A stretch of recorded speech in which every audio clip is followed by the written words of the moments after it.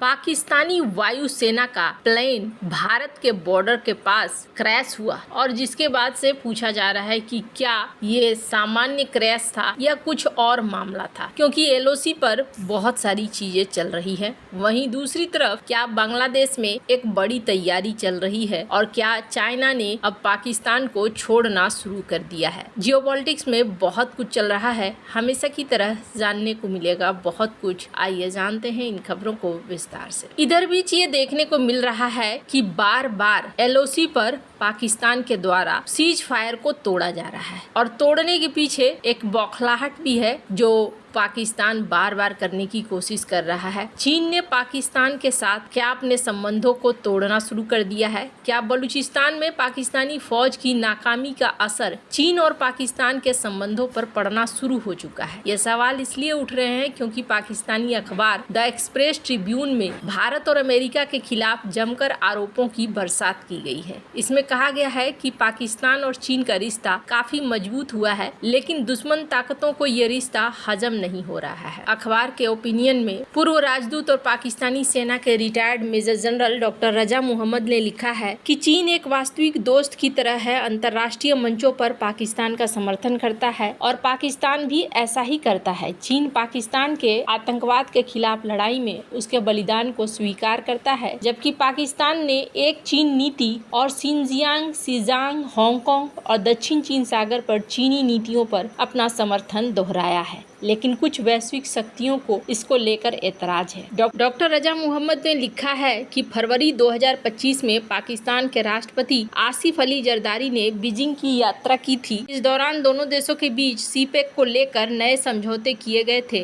Artificial intelligence, शिक्षा, संस्कृति समेत कई क्षेत्रों में द्विपक्षीय समझौते हुए, लेकिन इन सकारात्मक घटनाक्रमों के बावजूद पड़ोसी देशों और विदेशों के कुछ लोगों की तरफ से अपने स्वार्थ के कारण पाकिस्तान चीन संबंधों को नकारात्मक रूप में पेश किया जा रहा है। डॉक्टर रजा मोहम्मद ने तर्क देते हुए लिखा कि चीन के कर्ज को जाल बताकर प्रचारित किया जाता है, जबकि 5 दिसंबर को टाइम्स ऑफ इंडिया की रिपोर्ट के मुताबिक पाकिस्तान के बाहरी कर्ज में चीन की हिस्सेदारी सिर्फ 22% है, जिसका मतलब है कि पाकिस्तान के ऊपर चीनी ऋण सबसे ज्यादा नहीं है। इसके अलावा चीनी कर्ज काफी नरम है, बार बार ऋण भुगतान को या तो स्थगित किया जाता है या पुनर्निर्धारित किया जाता है। यहाँ तक कि अमेरिका पर भी चीन का 1 ट्रिलियन से ज्यादा अमेरिकी डॉलर बकाया है। एशिया के कई विकसित देश और अन्य देश एफडीआई और ऋण के माध्यम से आगे बढ़े हैं, इसलिए पाकिस्तान के ऊपर चीन का कर्ज है। इसमें चिंताजनक क्या है? सीपेक भी मुख्य रूप से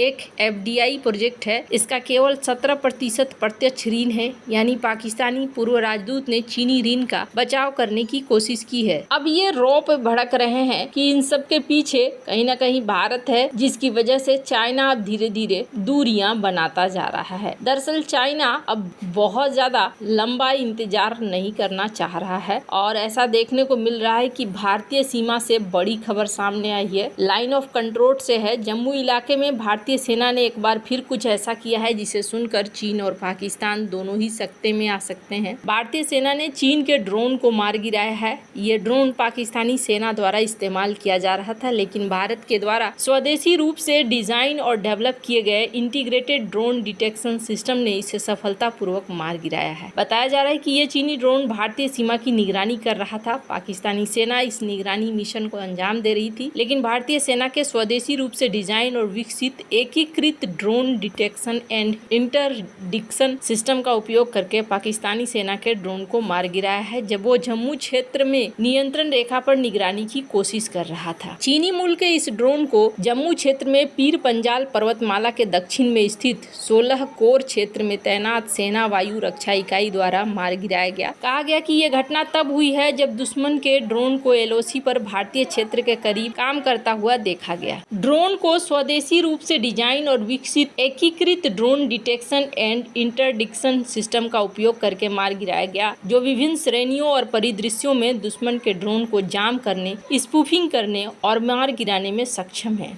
उन्होंने कहा कि रक्षा अनुसंधान और विकास संगठन द्वारा विकसित इस प्रणाली को भारत की सीमाओं पर महत्वपूर्ण संख्या में तैनात किया गया है। 2 किलोवाट की लेजर बीम से भी लैस है, जो 800 से 1000 मीटर के रेंज के दुश्मन के ड्रोन को मार गिरा सकती है।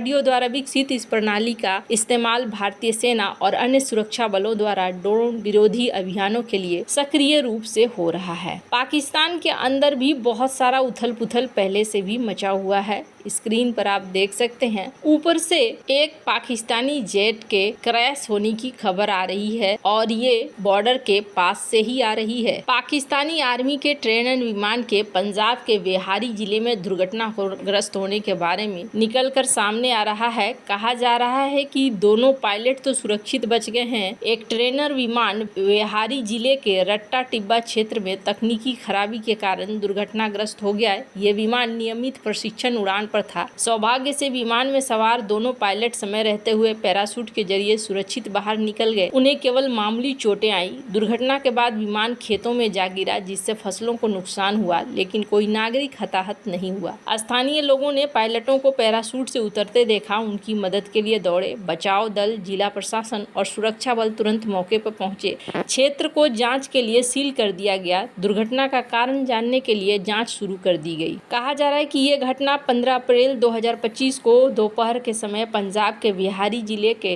रट्टा टिब्बा क्षेत्र में हुआ है और कोई बड़ा खतरा टल गया है। फिलहाल के लिए K-8 विमान था जिसका इस्तेमाल किया गया है और फिलहाल के लिए जो घटना है उसमें असामान्य नहीं है। जनवरी में भी नौशेरा जिले के रिसालपुर में इसी तरह की खबर आई थी। अक्टूबर 2024 में स्वाबी जिले के गंडाफ क्षेत्र में भी ऐसी खबर आई थी और साल 2020 में मर्दान में एक PAF की ट्रेनर विमान दुर्घटनाग्रस्त हुआ, लेकिन पायलट सुरक्षित बच गया था। इन घटनाओं से पता चलता है कि पुराने विमानों का रखरखाव, तकनीकी खराबी या प्रशिक्षण के दौरान जोखिम इस तरह की दुर्घटनाओं का कारण बन सकते हैं। 30 जुलाई 2019 को पाकिस्तान आर्मी एविएशन का एक ट्रेनर विमान रावलपिंडी के इलाके में भी दुर्घटनाग्रस्त हो गया था और उस समय भी यही कहा गया था कि ये तकनीकी कारण से हुई है, लेकिन दोनों ही पायलटों का सुरक्षित तौर पर बचना ये ज्यादा सही है। हाल में देखा जा रहा है बार बार अपने आप को तैयार कर रहा है पाकिस्तान, जिसको लेकर खतरा भी जताया जा रहा है कि भारत के आसपास अब 3 ऐसे दुश्मन खड़े हो सकते हैं और भारत को इसके लिए तैयार रहना होगा कि कल की डेट में बांग्लादेश, पाकिस्तान और चाइना ये तीनों मुसीबत खड़ी कर सकते हैं। चीन ने बांग्लादेश को साल 2028 तक बिना शुल्क के सामान बेचने की सुविधा देने का वादा किया है। बांग्लादेश को चीन से 2.1 अरब डॉलर के निवेश, लोन और ग्रांट का भरोसा मिला है। इसके अलावा चीन रोहिंग्या शरणार्थियों की मदद करने और म्यांमार के साथ बातचीत करने में बांग्लादेश की मदद कर रहा है। हालांकि महीनों में भारत में इलाज कराने वाले बांग्लादेशियों की संख्या में भी कमी दिखी गई है और चीन से बांग्लादेश को भारी कर्जा भी मिल रहा है। तो ऐसे में हो सकता है कि भविष्य में भारत के लिए इंडो पैसिफिक में स्थितियां खराब हो। वैसे आपको क्या लगता है? इन सब मामले में आपकी क्या राय है? कमेंट कर जरूर बताएं। जल्द मिलते हैं अगले वीडियो में नई खबर के साथ।